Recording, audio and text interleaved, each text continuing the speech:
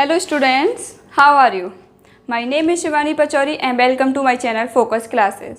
जैसे कि आप सभी लोग जानते हैं कि मैं आप लोगों को 9th क्लास का chapter fundamental unit of life पढ़ा रही थी और इसमें मैंने आपको कुछ चीज़ें करा चुकी हूँ, जैसे कि प्लाज्मा मेम्ब्रेन करा चुकी हूँ, मैं आपको सेल वॉल करा चुकी हूँ, कल मैंने न्यूक्लियस कंप्लीट कराया है और आज मैंने बताया था न्यूक्लियस का एक थोड़ा सा पार्ट और बचता है, दैट इज़ क्रोमोसोम। तो आज मैं क्रोमोसोम कराऊंगी और कोशिश करूंगी क्रोमोसोम कराने के बाद कुछ टर्म्स हैं जो नॉर्मली हम यूज़ करते हैं और इस चैप्टर के रिगार्डिंग इम्पोर्टेंट भी हैं, तो उसके बाद मैं वो क्लियर करने की कोशिश करूंगी। ओके, तो आइए स्टार्ट करते हैं। So that what is chromosome. जैसे कि कल मैंने आप लोगों को बताया था क्रोमैटिन नेट। ओके, तो मैंने उसके लाइन में आपको लिखा था क्रोमैटिन नेट के बाद आगे क्या फॉर्म होता है, क्रोमोसोम। क्रोमैटिन नेट क्या फॉर्म करता है, क्रोमोसोम्स को। Okay, so that is chromosome, it is a thread like material. जैसे कि कल मैंने आपको न्यूक्लियस दिखाया था, ठीक है। न्यूक्लियस के अंदर मैंने डबल मेम्ब्रेन स्ट्रक्चर था, एक बार मैं पूरा रिमाइंड करा देती हूँ। न्यूक्लियस डबल मेम्ब्रेन स्ट्रक्चर था, outer membrane and inner membrane. Outer membrane में आपके न्यूक्लियर पोर्स प्रेजेंट थे। ओके, न्यूक्लियर पोर के अंदर एक और मेम्ब्रेन थी, मतलब आउटर मेम्ब्रेन के अंदर एक और मेम्ब्रेन थी जिसे हमने बोला न्यूक्लियर इनर मेम्ब्रेन, और इसके बीच में जो स्पेस प्रेजेंट था इसे बोला था हमने पेरी न्यूक्लियर स्पेस। अब इसके अंदर आपका था न्यूक्लियस के अंदर, इनर मेम्ब्रेन के अंदर न्यूक्लियोप्लाज्म, जिसमें आपके साइड से क्या था, न्यूक्लियोलस प्रेजेंट था और यहाँ पे थ्रेड लाइक कुछ स्ट्रक्चर प्रेजेंट था जिसे हमने क्या बोला था, क्रोमैटिन नेट।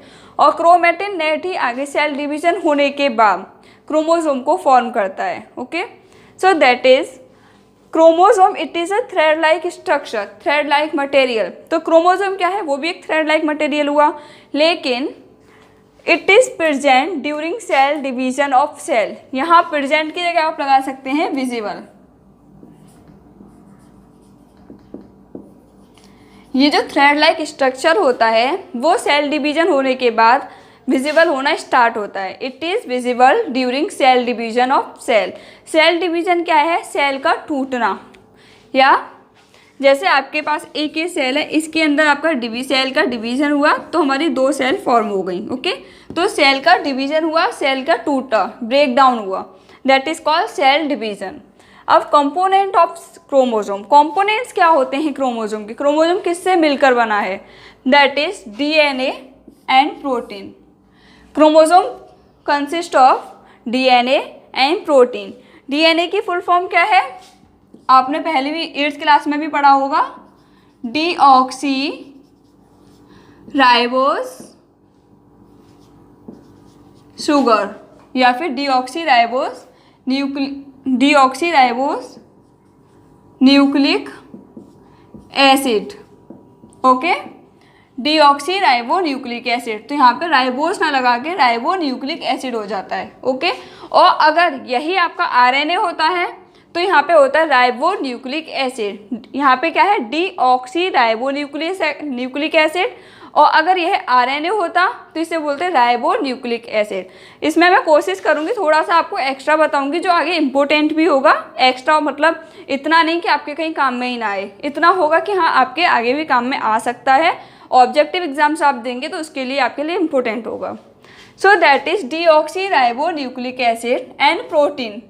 जो क्रोमोसोम के अंदर क्रोमोसोम के कंपोनेंट की जो प्रोटीन्स होती है, जो स्पेशली होती है आपके हिस्टोन प्रोटीन, इसे बोलते हैं हम हिस्टोन प्रोटीन। ओके, अब इसके बाद आपका डीएनए क्या है, DNA it consist of gene. DNA जो होता है वो जीन्स का बना हुआ होता है। जो क्या होता है DNA, it is a genetic material. और जेनेटिक मटेरियल क्या होता है, DNA is a genetic material. Okay, और ये होता क्या है, जैसे मैंने आपको कल भी बताया था, अगर पेरेंट्स से हमारे अंदर कोई भी ऐसी चीज़ आई है या हमारी जनरेशन में आई है जिससे हमारे कैरेक्टर्स, हमारा बिहेवियर, हमारे कोई भी कैरेक्टर हमारे पेरेंट्स से मैच करता है, वो किस वजह से करेगा, जेनेटिक मटेरियल की वजह से। तो और जो जेनेटिक मटेरियल है वो हमारा क्या है, डीएनए है। डीएनए किससे मिलकर बना है, जीन से मिलकर बना है। तो that is genetic material transfer from one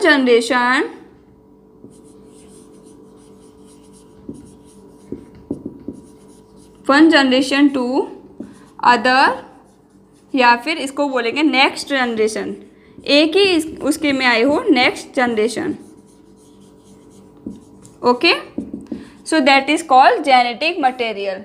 as like हम ह्यूमन्स हैं, तो ह्यूमन में जेनेटिक मटेरियल जो होता है वो होता है आपका DNA, that is deoxy nucleic acid. अब होता है आरएनए। इन दोनों में अंतर क्या है ये और मैं आपको क्लियर कराती हूँ। बहुत ज़्यादा बड़ा नहीं है, थोड़ा सा है, ये छोटा सा डिफरेंस है।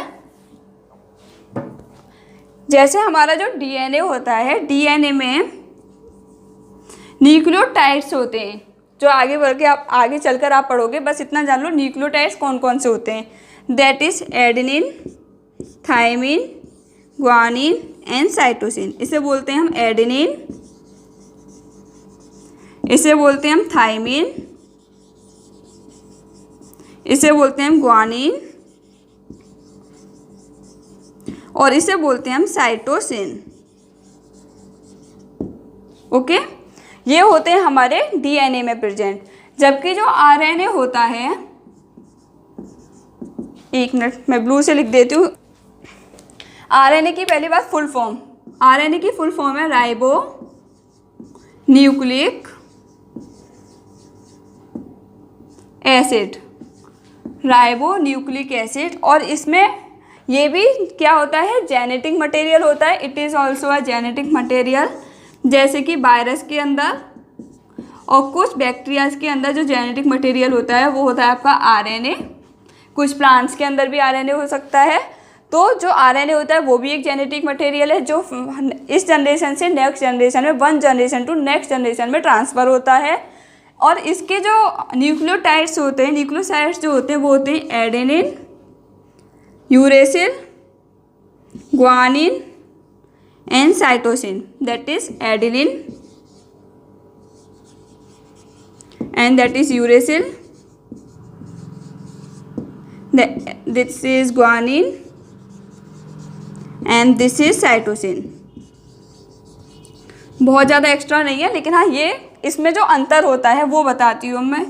इसमें जो अंतर है यूरेसिल और इसमें होता है आपका थायमिन।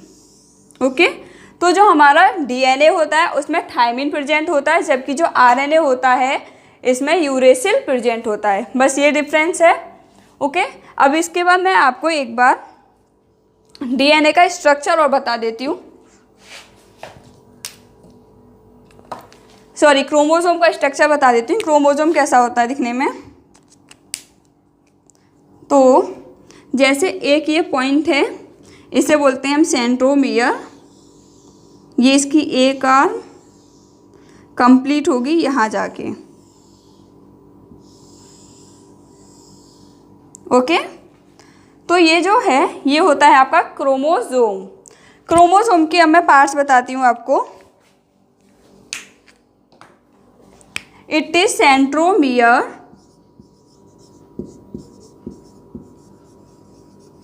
ओके, और ये एक आर्म ये है आपकी और एक आर्म ये है, दो आर्म है।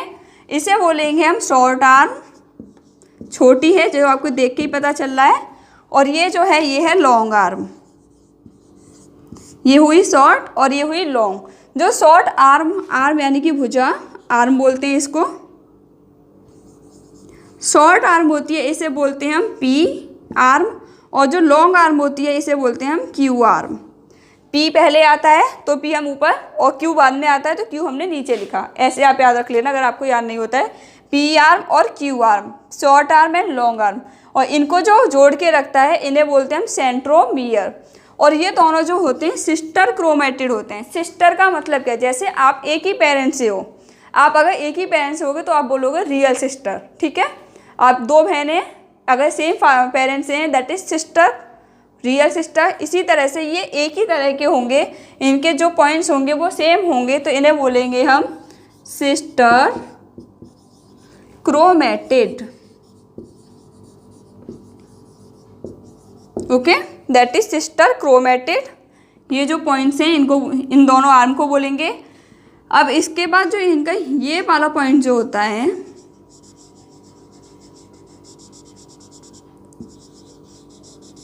ये जो बिल्कुल कोने पर, बिल्कुल टर्मिनल पॉइंट पर जो पॉइंट है, इन्हें बोलते हैं हम telomere. Okay, that is telomere, centromere, sister chromatid, short arm and long arm. अब इनके अंदर डीएनए प्रेजेंट होता है आपका किसकी फॉर्म में? जीन्स की फॉर्म में। डीएनए किसका बना होता है? जीन्स का बना होता है, दैट इज डीएनए। ओके, तो यहाँ पर आपका क्रोमोसोम कंप्लीट होता है। क्रोमोसोम क्या था? थ्रेड लाइक स्ट्रक्चर है, विजिबल होता है सेल डिवीजन के टाइम पे। जब सेल डिवीजन होगी तब हमारा क्रोमोसोम दिखना स्टार्ट होता है। इसके बाद इसके कंपोनेंट्स क्या हैं? इसके दो कंपोनेंट हैं, एक है डीएनए और एक है प्रोटीन्स। डीएनए की फुल फॉर्म क्या है? Deoxyribonucleic acid. प्रोटीन, अब प्रोटीन कौन सी प्रोटीन? प्रोटीन्स तो बहुत सारी है, तो यहाँ पे जो प्रोटीन्स इन्वॉल्व होती है that is histone protein. And after what is DNA? And DNA is a deoxyribonucleic acid. It is a genetic material and consist of genes and it is a genetic material, so it transfer from one generation to next generation. And second genetic material is also RNA. RNA is a ribonucleic acid. It is also a genetic material. It consists of adenine, cytosine, guanine and uracil. And DNA is consist of which nucleotide? That are adenine, thymine, cytosine and guanine. यहाँ पर आपका ये complete होता है। अब इसके बाद मैं आपको डिफ्यूज़न, ऑस्मोसिस और प्लाज्मोलाइसिस, ये तीनों ही टर्म बहुत इंपॉर्टेंट हैं जो मैं भी कराती हूँ। तो मैं भी आपको बता रही थी डिफ्यूज़न, ऑस्मोसिस और प्लाज्मोलाइसिस है क्या। ये तीनों ही एक तरह की प्रोसेस हैं, प्रोसेस जो सेल्स के अंदर इन्वॉल्व होते हैं। अब ये है क्या? डिफ्यूज़न, जैसे कि हम बोल सकते हैं, 1 minute, diffusion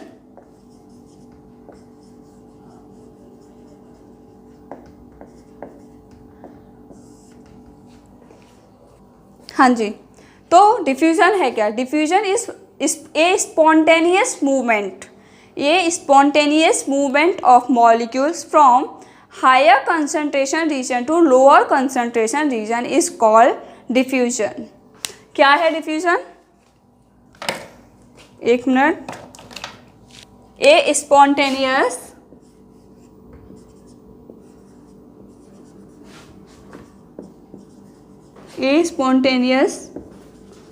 movement of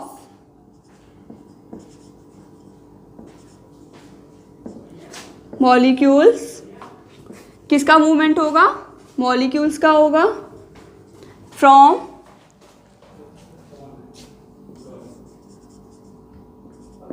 higher concentration region to higher concentration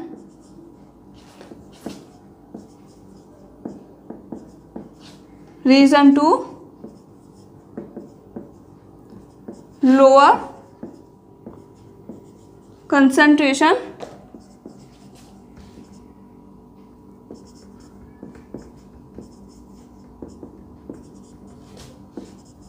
region. यहाँ पे क्या हुआ? कोई भी मॉलिक्यूल्स है, ओके, किसका, ये याद रखना है, इस डिफ्यूज़न में जो मूवमेंट होता है वो किसका होता है? मॉलिक्यूल्स का होता है। कहाँ से कहाँ तक होता है? From higher concentration region to lower concentration region. Okay, अब इसके बाद आपको याद रखना है, सबसे ज़्यादा जो डिफ्यूज़न होता है वो होता है आपका गैस में, सेकंड होता है आपका लिक्विड में, एंड फिर होता है आपका सॉलिड में। ओके, गैस के मॉलिक्यूल्स दूर दूर होंगे तो उनका कंसंट्रेशन कैसा होगा? ज़्यादा होगा। तो यहाँ पर जो डिफ्यूज़न है सबसे ज़्यादा होगा, फिर लिक्विड में होगा एंड देन सॉलिड में होगा। ओके, अब आता है आपका ऑस्मोसिस। ऑस्मोसिस क्या होता है? इसमें मूवमेंट होता है, मूवमेंट ऑफ वाटर इसमें मूवमेंट किसका होगा, वाटर का होगा। Movement of water from higher concentration to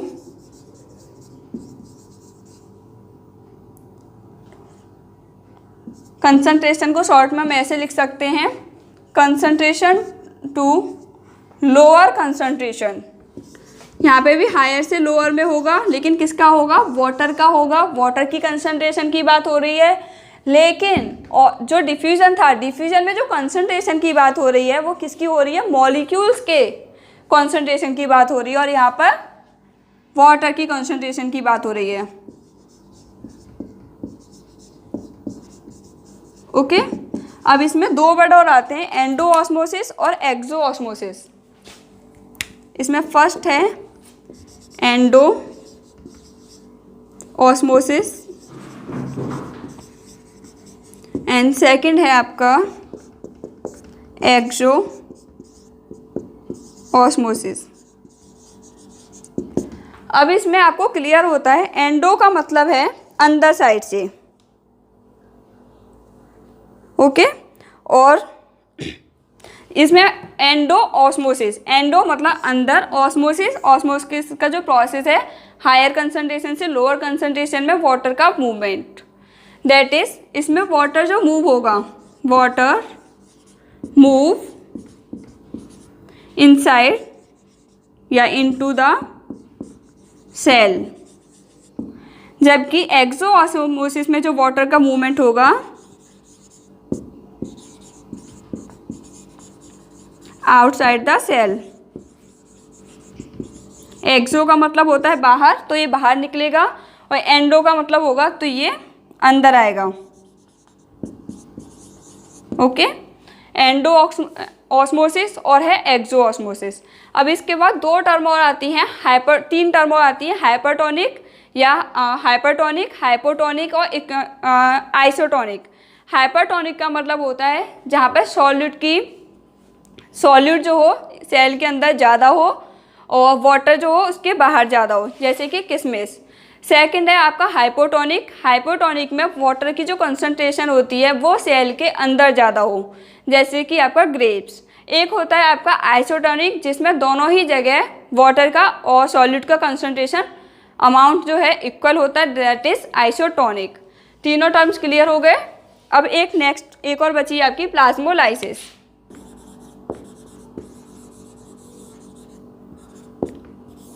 plasmolysis क्या है? प्लाज्मोलाइसिस में कोई भी लिविंग सेल है उसका श्रिंकेज होना, इसे बोलते हैं हम प्लाज्मोलाइसिस। श्रिंकेज ऑफ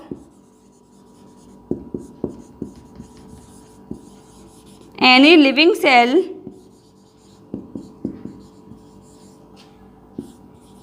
ओके तो यहाँ पे क्या हो रहा है, श्रिंकेज हो रहा है किसी भी लिविंग सेल का। किसकी वजह से होगा श्रिंकेज? ये मैंने प्रोसेस बताया, एंडोऑस्मोसिस की वजह से। लिविंग सेल ऑफ प्लांट, ये किसकी सेल की बात हो रही है? प्लांट की बात हो रही है। By endosmosis.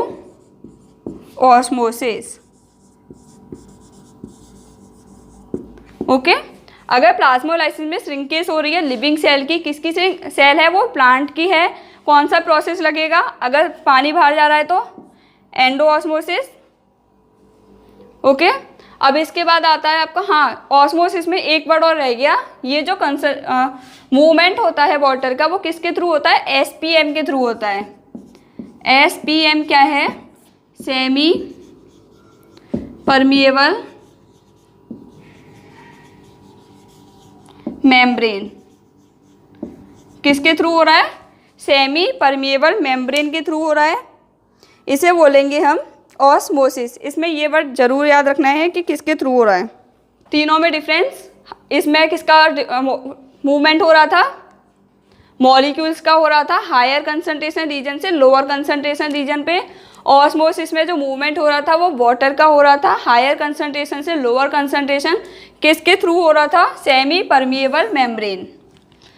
और इसके बाद इसकी दो टर्म्स थी, एंडोऑस्मोसिस और एक्सोऑस्मोसिस। फिर है प्लाज्मोलाइसिस, इसमें सेल का श्रिंकेज हो रहा है। कौन सा प्रोसेस है? एंडोऑस्मोसिस। यहाँ पर आपकी तीनों चीज़ें क्लियर होती हैं। अब इसके बाद कल मैं सेल ऑर्गेनल से स्टार्ट कराऊंगी। तो आज के लिए इतना ही काफ़ी है। So thank you so much for watching my video and please like share and subscribe. Thank you.